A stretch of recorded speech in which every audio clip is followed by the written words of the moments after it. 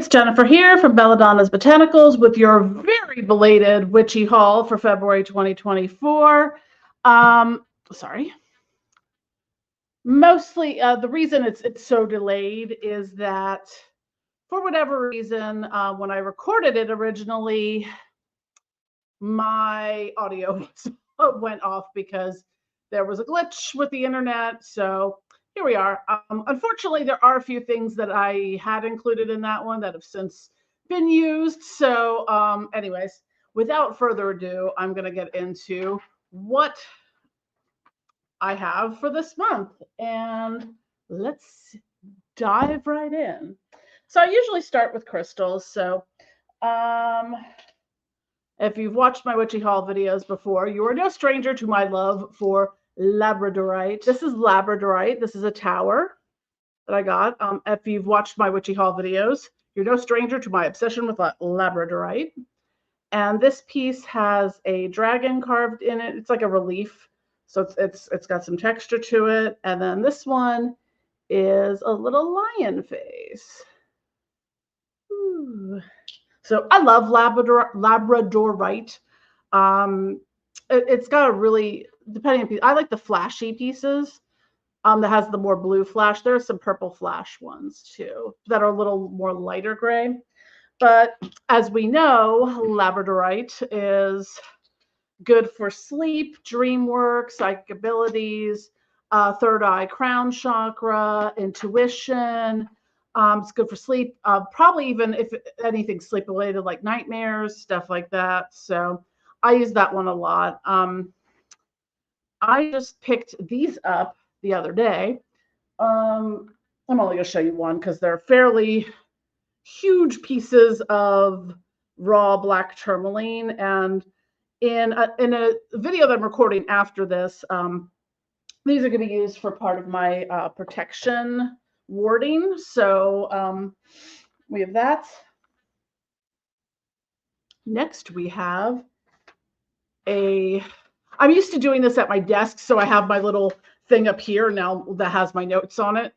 But obviously not in my studio. I'm in a different type of studio. So the next is a blue fluorite tower. So what you see a lot is, this has really beautiful translucence to it, is what you see a lot is purple fluorite, green fluorite, or rainbow fluorite, which is usually a combination of purple and green, which you'll get some blues in there. This is the isolated blue fluorite, and it's very beautiful. I've been all about towers lately, so I've been getting those.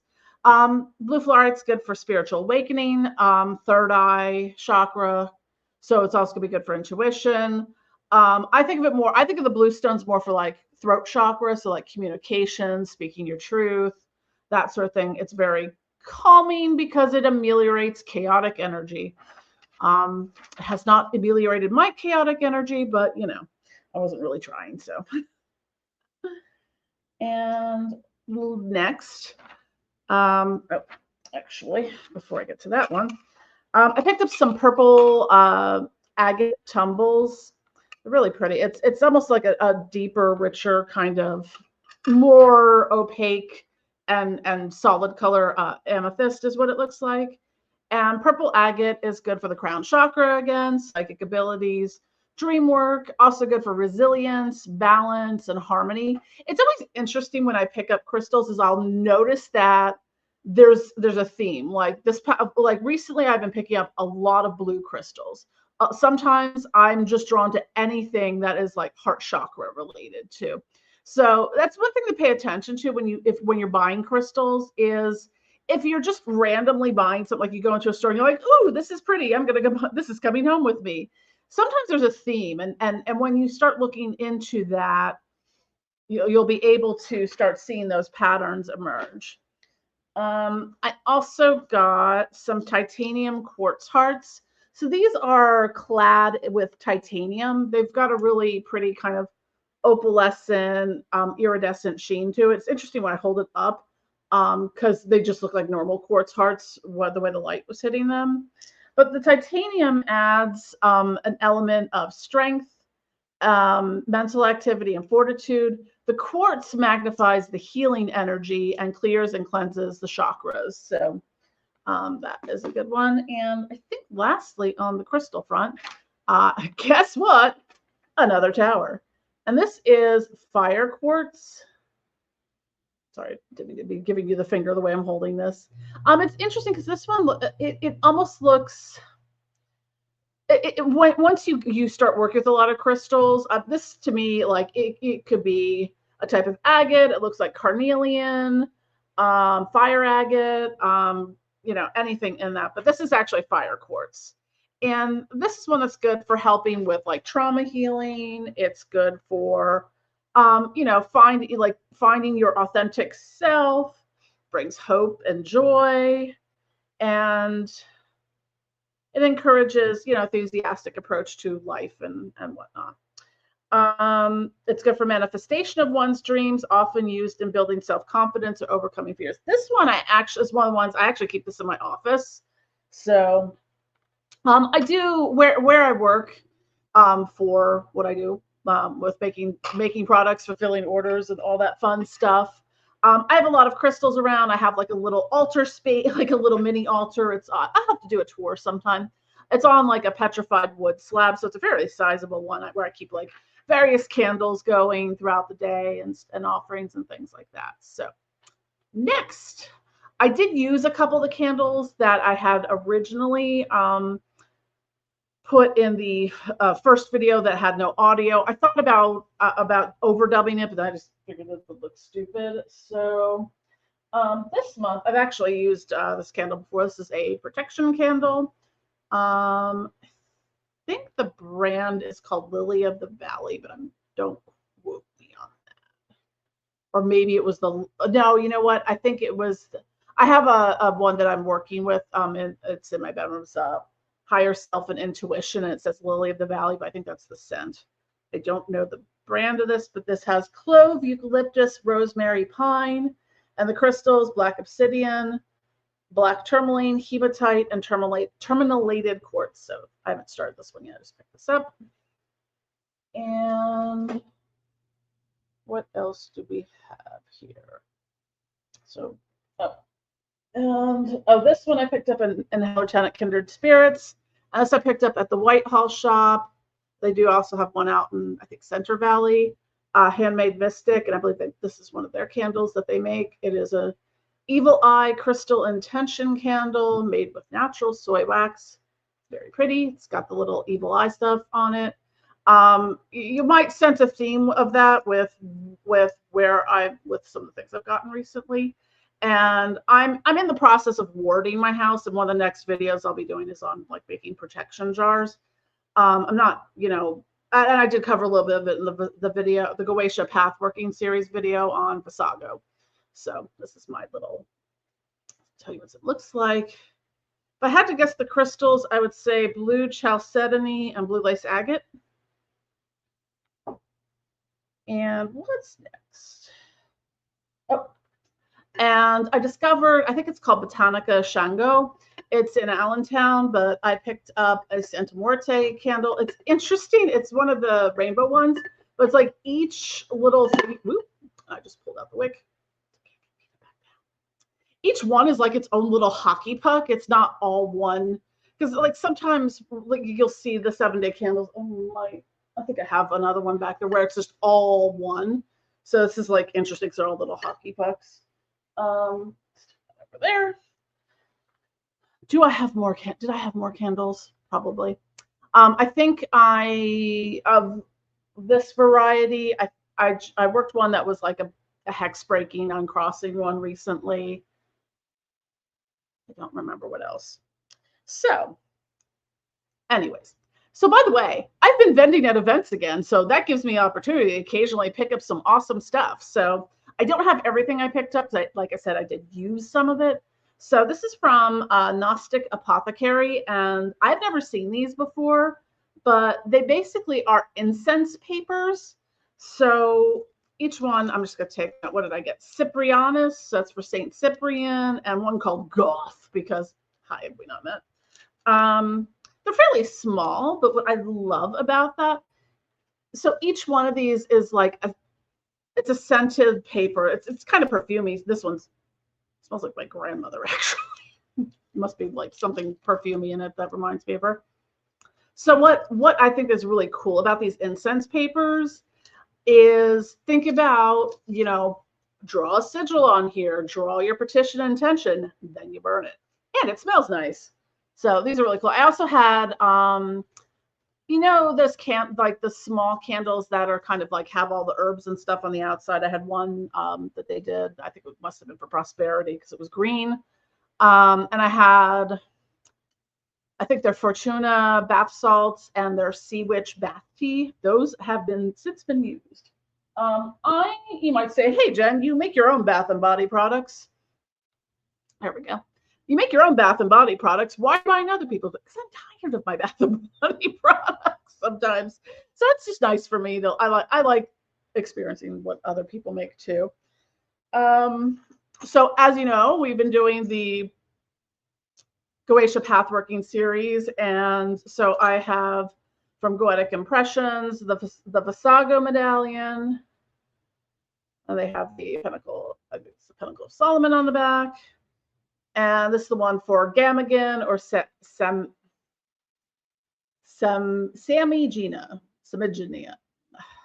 Gamigin's easier for me to pronounce. Samigina.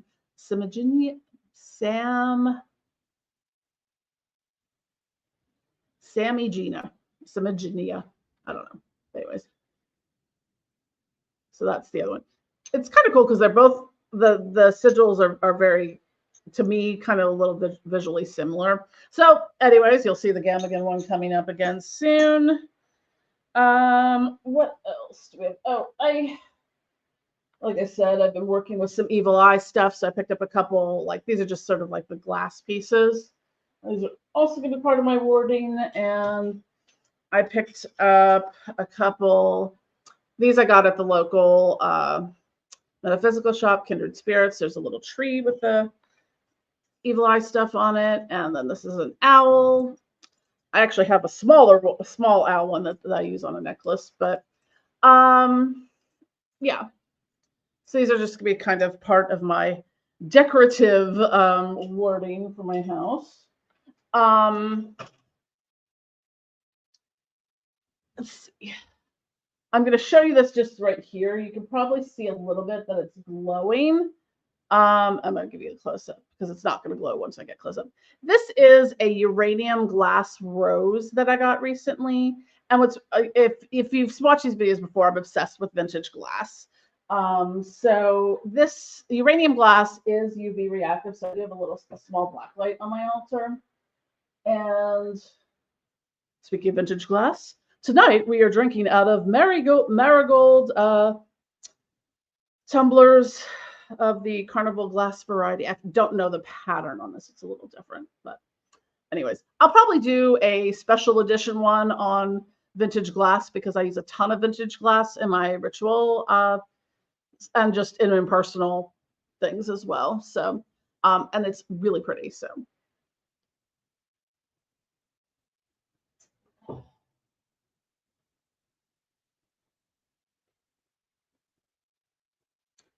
where did we leave off? Oh, and we're back. And lastly, I got a new obsidian mirror. It's a little schmutzed up because I've been using it for stuff. Obsidian mirrors are pretty common. There's one actually behind me, the little triangle. Obsidian mirrors are, people use them a lot for scrying and things like that. So I kind of have it as it's part of an anti-scrying, like if someone wants to spy on me kind of thing, because I'm so interesting. Look at me in my fat pants watching Grey's Anatomy again. So now I've gotten through all that. We are going to go on to my book excursion. So some of these, just with the timing of which I recorded the January one, and which I might have been, I think I recorded the January one like Christmas Eve or something like that. And now with doing this one, I also, one of the things I don't end up including on here is I have a ton of ebooks and like on Kindle and a bunch of audio books on Audible. So I'm just showing you physical books. So and in no particular order, make sure I get through all of them. This one is the Nuctemeron Gates from S. Connolly, and I am some of the videos that will be forthcoming. I'm doing the Nuctemeron Pathworking. She's kind of hosting it through her Patreon. So yeah, so I will be posting about that at some point. But anyways, if you're interested in learning more about the Nuctemeron, it's based upon the, I guess, the right, I don't know, the gate opening rites of Apollonius of, I have it in the other book, hold on. Let me get the name right.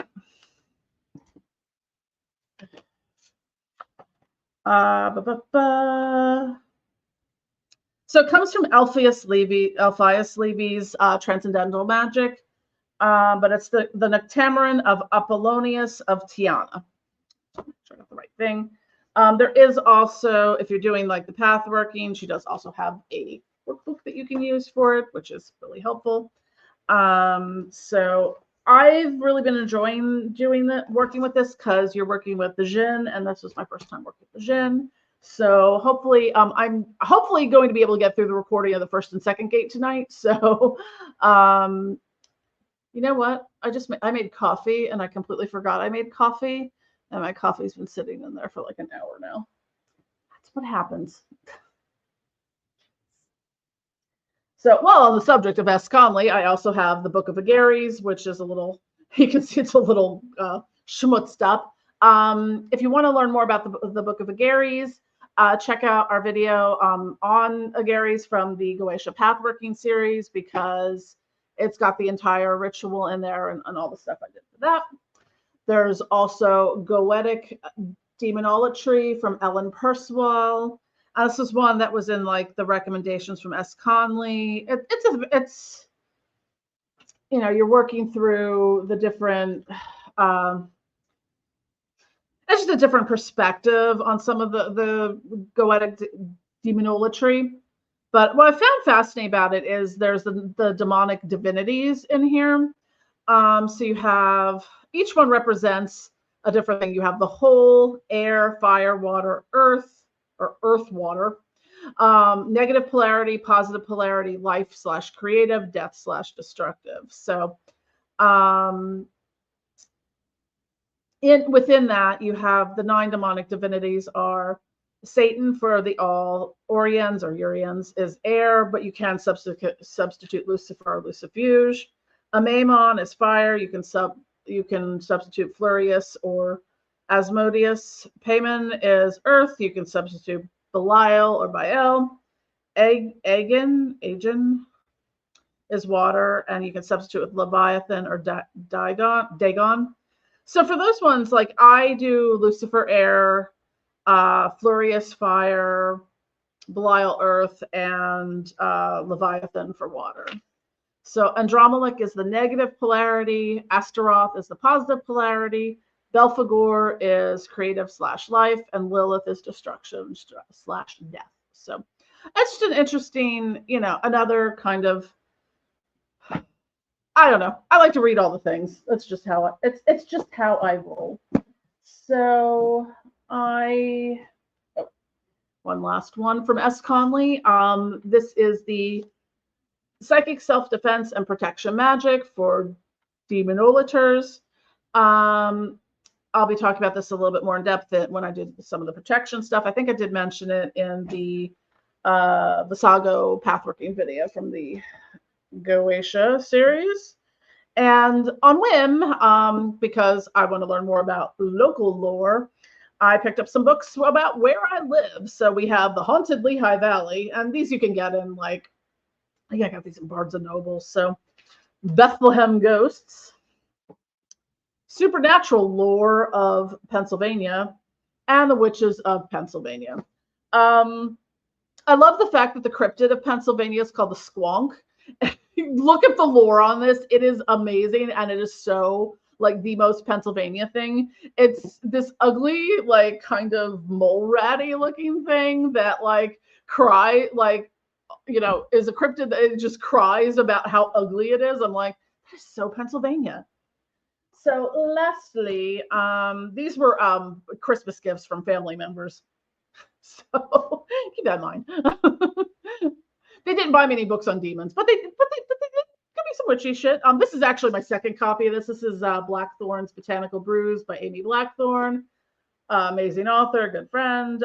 It's if you want a recipe book for some awesome stuff to make, whether you're looking at like witchy cocktails, like herbal stuff, all that, teas, all sorts of things. This is a great book. She's really talented at like writing. It says potions, herbal potions, magical teas, spirited libations. So, yeah. Next, my brother got me The Way of the Shaman by Michael Harner.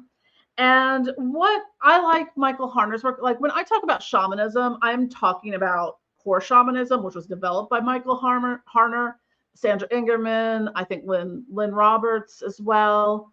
And what core shamanism is that because Michael Harner is an anthropologist, so what it is it was the study of all, or if you want to say shamanic cultures, healers, all that around the globe. And it looked at all the core elements that overlapped in every single one of these different cultures and pulled out the non-cultural, religious specific, all sort of shamanic cultures do drumming or journey work or work with the upper world or the lower world, do soul retrievals, things like that. So it's look at those core concepts of shamanism to bring them to the Western world without all the icky cultural appropriation stuff.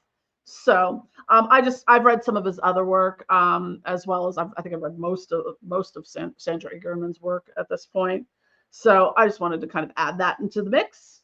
And I didn't bring all of them over, but it's a series of books. My parents got me most of them. It is Crystal Prescriptions by Judy Hall. She's one of my favorite authors about all things crystals. Her Philip Permute, I love his work as well. Those are probably like the two main ones. I read a lot of their stuff, but this is sort of like a reference book. Not that I have not sat down and read entire reference books because, hi, gigantic nerd. So it basically will give you,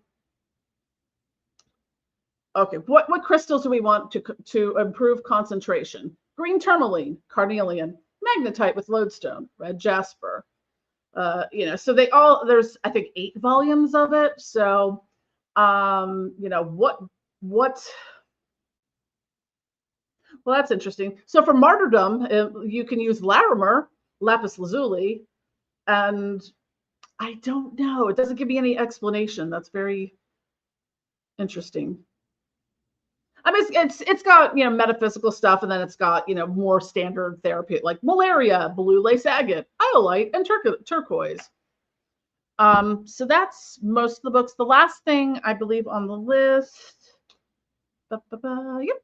Last thing on the list. I'm trying to be more organized, and because I get really busy, so sometimes it's easier for me to do things so I'm trying to incorporate more things in a daily practice. This is from the Writual Society, and this is the 2024, I think it's called the Cosmic Planner.